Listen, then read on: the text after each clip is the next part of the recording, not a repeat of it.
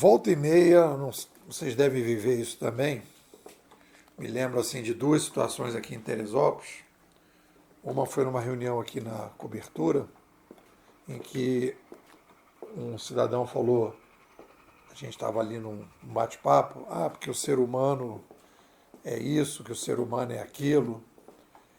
E, e outra vez caminhando com uma senhora que eu gosto muito dela, inclusive, ela também veio com o ser humano isso, o ser humano aquilo. Isso é um generalismo tóxico que eu acho que a gente tem que questionar. E isso leva a gente para aquele vitimismo e leva a gente para a zona de preocupação.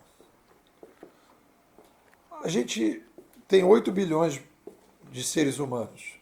Eu conheço aqui seres humanos que são mais chatinhos e seres humanos que fazem mal para os outros o tempo todo e tem seres humanos que não fazem isso, ao contrário. Então, assim, essas generalizações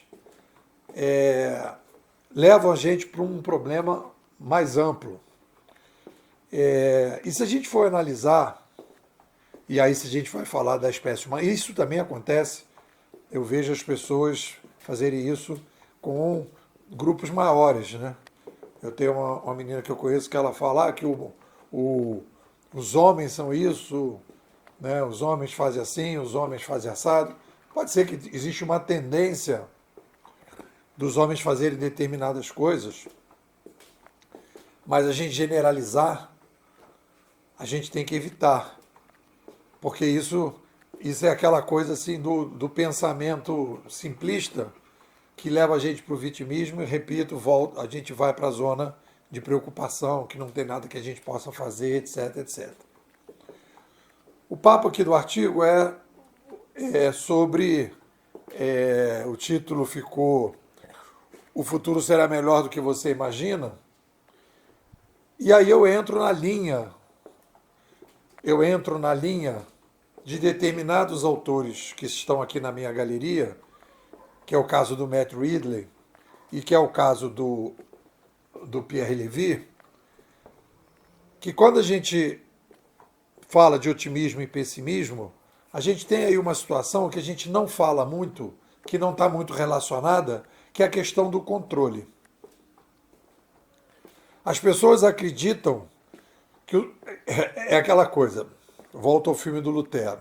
Tem uma cena maravilhosa que o Lutero vai conversar com o cardeal, e o cardeal ele é dividido. O cardeal ele é um cardeal que usa uma roupa vermelha, ele é um cara crítico. Tem uma cena que ele sobe ali na escada, já falamos disso, e ele vai falando, esse papa aqui gostava de guerra, esse papa aqui tinha várias amantes, esse papa aqui gostava de sei lá o quê. Então ele era um crítico. E as afirmações do Lutero abalam, dentro do possível, da medida do possível, né? Abalam aquela situação, abalam as crenças dele. Ele tinha uma certa crítica à igreja. E aí o Lutero tem uma cena que ele diz para o Lutero, você quer traduzir a Bíblia? Você acha que as pessoas têm capacidade, se os padres têm dificuldade de entender a Bíblia, você acha que as pessoas têm condição de ter acesso à Bíblia? Ou seja, é a questão do controle. É não acreditar na capacidade que as pessoas têm de terem a sua caminhada. Então eu acho que o otimismo e o pessimismo tem muito a ver com isso, né? Pessoas, você pega o Matt Ridley e o Pierre Levy, o que caracteriza os dois, né? O otimista racional. Olha aí a palavra, o título do Matt Ridley. Ele vai falar do otimismo. E aí ele vai falar do racional, né? Quer dizer, eu chamaria de otimismo reflexivo. Um otimismo que faz com que a gente tenha, sem problema, a questão do controle. Você vai pegar o Mises, que ele vai falar da ordem espontânea, ele não tem problema com a ordem espontânea. Assim como o Adam Smith falou, da mão invisível, Não tem problema que as pessoas possam ir tocando a sua vida. As pessoas vão tendo autonomia. Não há um medo. Então, o pessimismo ele vai muito por causa do controle. E uma das coisas que a gente tem trabalhado aqui na escola é o seguinte: o ser humano, e aí nesse artigo eu reforço isso, e isso vai se consolidando mais, né? Essa questão que o Sapiens é a única espécie que faz mudanças no modelo de sobrevivência. As outras espécies fazem mudanças incrementais, instintivas no modelo de sobrevivência, e o Sapiens é o único que faz, e aí está desse jeito no artigo, é novidade, é a única espécie que faz mudanças disruptivas e reflexivas no modelo de sobrevivência. É isso que é a grande contribuição da Bimodais nesse cenário. Nós estamos percebendo o novo motor da história em que a gente introduz novas tecnologias e nós modificamos o modelo de sobrevivência, que é todo tecno. Então, quando a gente introduz novas tecnologias, a gente tem a possibilidade de criar um novo modelo de sobrevivência mais sofisticado. Eu falei no áudio passado do Thomas Malthus, o Malthus, né, ele fala, olha, a gente cresce as demandas de forma geométrica e as ofertas de forma aritmética. Não vai fechar a conta. E é por causa disso que a gente vai viver crises quando a gente aumenta a população. Essa é a visão que o Malthus tinha. E ele não estava errado. O problema é que ele estava olhando para o Sapiens como se ele olhasse para o Sapiens como ele olha para outras espécies. O que o Malthus pensava? É impossível mudar o modelo de sobrevivência. O nosso modelo de sobrevivência não vai conseguir produzir mais comida para mais gente. É fixo. A ideia dele é um modelo fixo, só que não é assim. O modelo de sobrevivência, ele é, no caso do Sapiens, ele é mutante. E a partir daí a gente vai fazer as alterações. Então, tem muita coisa em relação ao pessimismo e as pessoas jogam essa questão, aquele filme que tem, né? Às vezes você vê aqueles filmes distópicos. Os utópicos é imaginar coisas que não existem. Os distópicos é colocar, né, situações péssimas em relação ao futuro. Então, as pessoas dizem, olha, se a gente não controlar, se a gente não controlar a sociedade, se a gente não controlar as tecnologias, aí no fundo o que eles estão dizendo é o seguinte, se a gente não controlar as pessoas, não vai dar certo. É isso que o Cardeal diz. A gente precisa controlar a interpretação que as pessoas têm da Bíblia para a gente continuar no modelo de controle. A gente vai intermediar esse processo. Nós vamos intermediar os pecados. Tanto que antes não tinha confessionário. As partilhas que dão origem às partilhas do AA, por exemplo, eram feitas pelos cristãos primitivos através de troca. Eles sentavam e partilhavam os pecados. E aí veio a igreja e falou, não, galera, não é assim não. Vamos aqui criar o confessionário, vocês confessam para o padre, e no momento que o padre é o cara que entende de pecado, ele vai dizer quantas rezas você tem que fazer, e a partir daí você está perdoado. E aí, então, você vai caminhar nessa direção, no controle. Então, o pessimista não acredita na capacidade que o Sapiens tem de caminhar. E aí, na verdade, o que acontece? Para aquele Sapiens que não sabia ler, imaginar alguma coisa diferente do absolutismo era uma doideira. Só que o que acontece? A nova mídia que chega, ela potencializa, ela singulariza, ela desenvolve a mente secundária das pessoas. Ela permite que o Sapiens fique mais capaz de tomar melhores decisões. Isso é um processo longo. A gente está começando a viver esse processo. É um processo longo. Quando a gente vê a dificuldade que a gente tem do gerenciamento de tanta informação, de tanta opção, é porque a gente está, nesse momento, como foi na época lá do Lutero, a gente está vivendo um gap entre o novo cenário e a mente 1.0. Aquela mente que foi preparada para um mundo muito mais fixo, para um mundo com menos informação, com muito mais controle. A nova forma de controle, mais reintermediada, né, mais descentralizada, mais singularizada, precisa de um Sapiens 2.0. Essa é a conversa que a gente está trazendo. Então a gente vem amadurecendo, né? E a grande contribuição da Bimodais, e aí tem a ver com aquele artigo que eu fiz, né? Falando na segunda-feira, falando do exemplo da Bimodais, do case Bimodais. A Bimodais tem um diferencial porque a gente está muito preocupado em entender o cenário. A gente não está preocupado com aquele mimimi, com aquela burocracia de usar. Eu me lembro lá na UFRJ, eu falei de um determinado autor para um colega lá que eu estava fazendo lá o doutorado. Ele falou, eu não sei se eu posso citar esse autor. Ou seja, se o cara diz coisas interessantes, mas ele não tem determinado tipo de background, ele não pode ser citado. Ou seja, ele não pode influenciar a maneira do cara pensar. Faz sentido isso? Ou seja, ele tem que se encaixar na burocracia e não entender. E a gente aqui tem essa liberdade, é o que eu chamei de ambiente científico 2.0. A gente está conversando com o Mises, está conversando com o Hayek, está conversando com a Ayn Rand, está conversando com o Malthus, está conversando com o Pierre Levy, o Matt Ridley, conversando com todos esses autores. Isso, assim, é um negócio que não teria condição de fazer. Né? Se a gente mandar um artigo parecido com esse para os pares, eles vão dizer, cara, o que vocês estão fazendo aqui? Está tudo misturado, os autores de tudo, papá. Porque é o controle. É o cardeal com aquele manto vermelho dizendo, vocês não estão seguindo a orientação que vocês têm que seguir. Vocês estão partilhando seus pecados.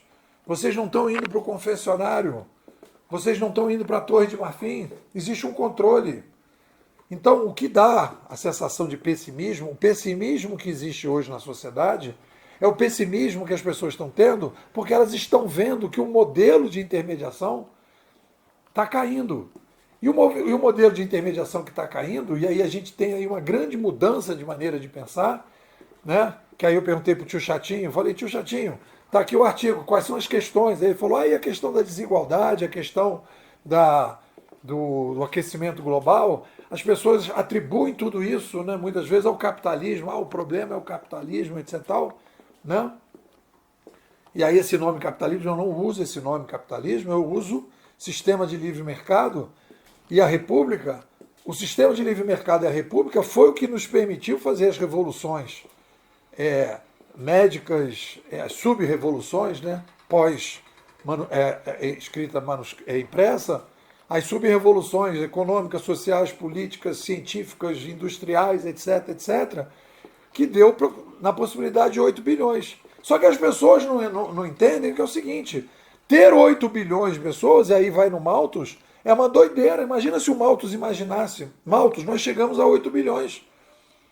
Ele fala, cara, que doideira é essa, cara?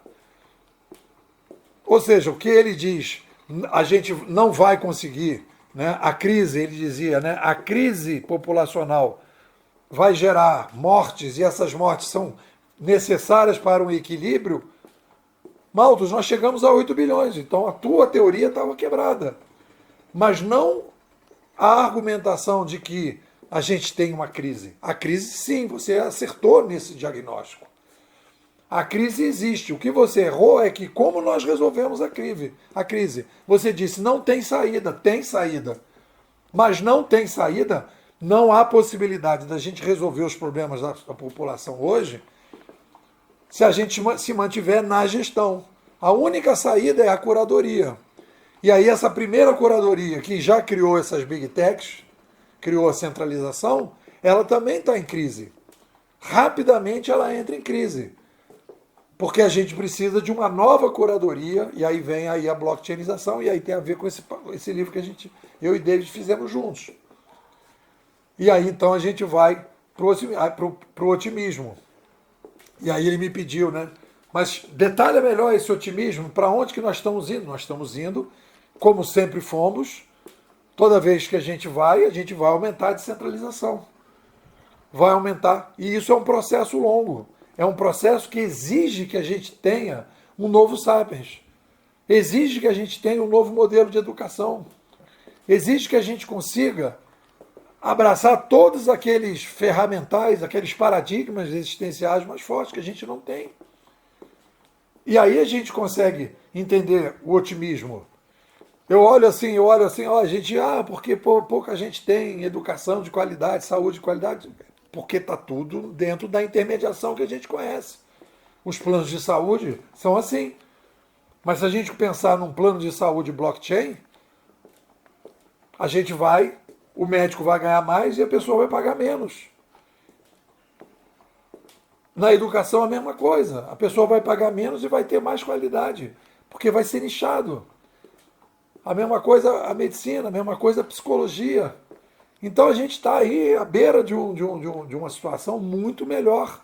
Ah, mas tem problema. Claro que tem problema. Aí eu faço a ressalva que ele me pediu para fazer, das zonas de atração e zonas de abandono. Sempre será assim. As zonas de atração serão atração. As pessoas querem ir para lá. E a zona de abandono é o pessoal que vai resistir e que vai ter isso aí também. Só que a tendência é que as zonas de atração fiquem cada vez mais fortes e as pessoas vão imitando aquilo. Né? Aí vamos lá, as frases. Quanto mais gente temos no mundo, mais descentralizado ele tem que ser. Isso é uma frase bem simbólica da Bimodais. Nosso otimismo se baseia na seguinte crença: o pior cenário para a civilização já passou. O Sapiens, porém, diferente do que Malthus previu, consegue superar as crises demográficas com novos modelos de sobrevivência. O Sapiens tem a capacidade de reinventar o seu modelo de sobrevivência de tempos em tempos via novas tecnologias. O aumento populacional nos obriga a criar novas formas de sobreviver através de revoluções civilizacionais. Somos a única espécie do planeta que consegue modificar de forma disruptiva o seu modelo de sobrevivência. Novos modelos de sobrevivência dos Sapiens, que criam novas civilizações, nos permite aumentar a participação de cada pessoa nos processos da sociedade. E abro o artigo com a frase do Mark Anderson, que ele diz: estamos vivendo o início de uma nova era, onde a tecnologia pode resolver problemas que antes pareciam intransponíveis. Repito, estamos vivendo o início de uma nova era, onde a tecnologia pode resolver problemas que antes pareciam intransponíveis. É isso. O que vocês dizem? Pedi aqui para os bimodais endógenos e exógenos depoimentos. E aí vou ler para vocês os depoimentos para incentivar vocês a entrar para a escola. David Bruno. Na Bimodais você vai conseguir pensar muito fora da caixa na sua visão sobre o mundo digital e sobre inovação. A Ana Karenina. A Bimodais nos incentiva a entender as ferramentas digitais para que possamos viver esse processo. O do Tomé, na Bimodais você não recebe aquela velha opinião formada sobre tudo. O Wagner Fonseca, a frequência de áudios e textos todos os dias ajuda a gente na formação de ideias e na consolidação de alguns pensamentos. Isso é bastante importante. Tereza Rodrigues, conversar e ouvir o Nepô foi interessante, porque ele me fez perceber que nós não estamos vivendo só uma ondinha, estamos realmente vivendo uma tsunami. Susan Costa, a Bimodais me fez ter a certeza que a gente precisa ter a coragem para colocar em prática as ideias inovadoras que a gente tem e que a sociedade está precisando. E a Aline Stafford, advogada. A Bimodais é muito mais do que um ambiente de aprendizado, é um espaço de profunda reflexão e inovação. Estamos começando a 13ª imersão, fechando aí 6 anos, entrando no 7º ano da escola, com produções de livro, produções de reflexões, novas ciências. E eu digo para vocês, é a melhor Se você quer fazer uma pós-graduação de alto nível, é esse o modelo. Não tem certificado, não tem aula, mas é a melhor formação que você vai ter para entender esse novo cenário e se situar nessa situação que a gente está passando. É isso. O que vocês dizem?